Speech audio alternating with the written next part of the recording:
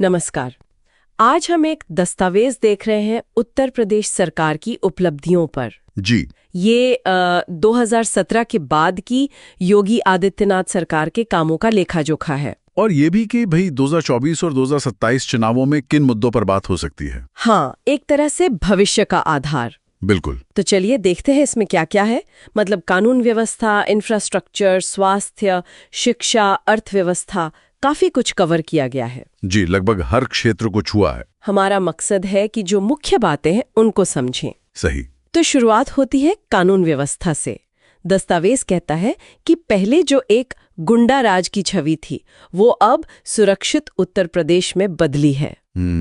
एक आंकड़ा इसमें है, यूपी 112 का रिस्पांस टाइम वो घटकर 7 मिनट 24 सेकंड हो गया है। जी, जिसे देश में सबसे तेज बताया गया है। तो इसके पीछे क्या कारण बताए गए हैं दस्तावेज में? हाँ, तो दस्तावेज ने इसमें 2-3 चीजें गिनाता है। एक तो वो करीब 28,000 माफियाओं पर जो एक्शन हुआ, अच्छा। उनकी संपत्ति जब्त करना या गिराना, इसमें वो अतीक अहमद जैसे नाम भी हैं।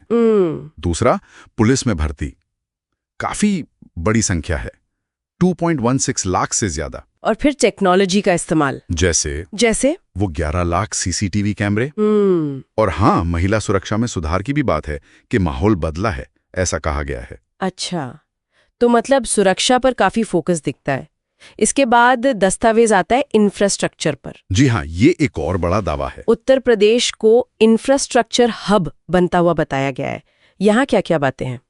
यहाँ तो मतलब बड़े पैमाने पर निर्माण की बात है। जैसे 6 एक्सप्रेसवे चालू हो गए हैं। 6 चालू हैं? हाँ, और 11 पर काम चल रहा है। इसमें वो बुंदेलखंड, पूर्वांचल, गंगा एक्सप्रेसवे, ये सब नाम है। बड़े प्रोजेक्ट्स हैं ये तो। बिल्कुल। और साथ में नोएडा में जो जेवर एयरपोर्ट बन रहा है, हाँ, उसका जिक्र है। उसे एशिया का सबसे बड़ा एयरपोर्ट बनाने का लक्ष्य है, ऐसा दस्तावेज कहता है। तो कनेक्टिविटी पर जोर है, सड़कें, हवाई अड्डे, क्या बस यहीं तक या कुछ और भी? नहीं, और भी हैं। दस्तावेज इसे थोड़ा और फैलाता है, जैसे लखनऊ, नोएडा, गाजियाबाद, कानपुर, आगरा, यहाँ मेट्रो सेवाओं का विस्तार। अच्छा, मेट्रो भी? हाँ, और वो स्मार्ट सिटी मिशन, 17 शहर उसमें शामिल हैं, जहाँ बेहतर स्ट्रीट लाइट्स, वाईफाई वगैरह सुविधाएं देने की बात है। तो कोशिश है कि विकास मतलब हर तरह से दिखे। जी, एक व्यापक तस्वीर बनाने की कोशिश है। ठीक है, अब जरा स्वास्थ्य और शिक्षा की बात करें। खासकर कोरोना के बाद से स्वास्थ्य पर तो सबका ध्यान है। यहाँ क्या कहा गया है? देखिए, स्वास्थ्य में 2 चीजें बहुत खास तौर पर बताई गई हैं। एक तो वो हर जिले में मेडिकल कॉलेज खोलने का लक्ष्य। हाँ, ये सुना था। उसकी तरफ पढ़ने की बात है। दस्तावेज कहता है 80 कॉलेज चालू हो गए। अच्छा, 80? जी। और दूसरी बड़ी बात, वो जापानीज एन्सेफेलाइटिस, मतलब जेई, जिसे दिमागी बुखार कहते हैं। हाँ, पूर्वांचल में बड़ी समस्या थी। बिल्कुल, उससे बच्चों की मौतें लगभग खत्म हो गई हैं। इसे एक बड़ी सफलता की तरह दिखाया गया है। ये तो वाकई बड़ी बात है अगर ऐसा हुआ है। हाँ, और शिक्षा में देखिए 1.6 लाख स्मार्ट क्लासरूम बनाने की बात है। युवाओं के लिए लोन और डिजिटल डिवाइस की योजनाएं हैं।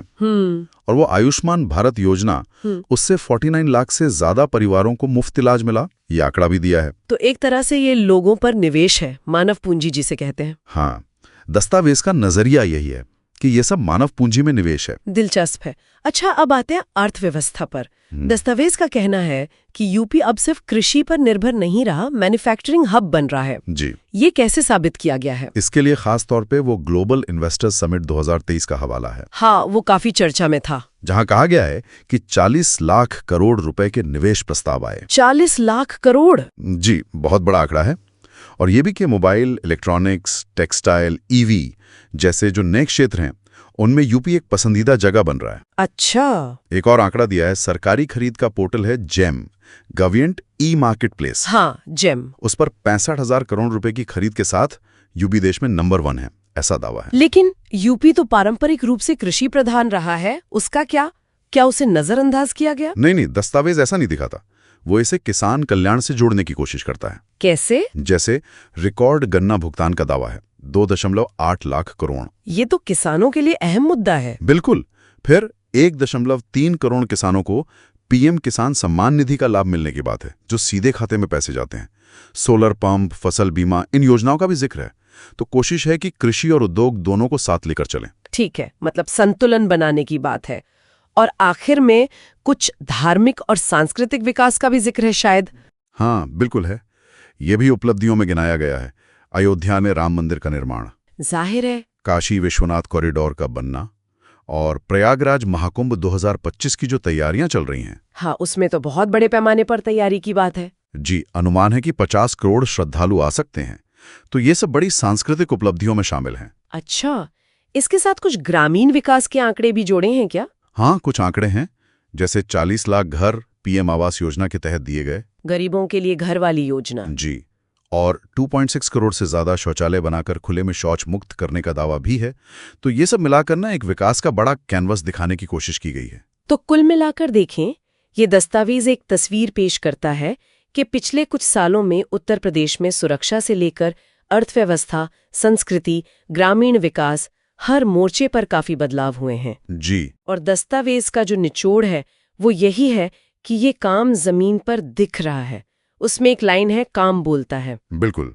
और यहीं पर एक सोचने वाली बात भी सामने आती है कि ये दस्तावेज इन सभी जो कथित उपलब्धियां हैं, उन्हें भविष्य के लिए एक बहुत मजबूत आधार के तौर पर कैसे पेश कर रहा है।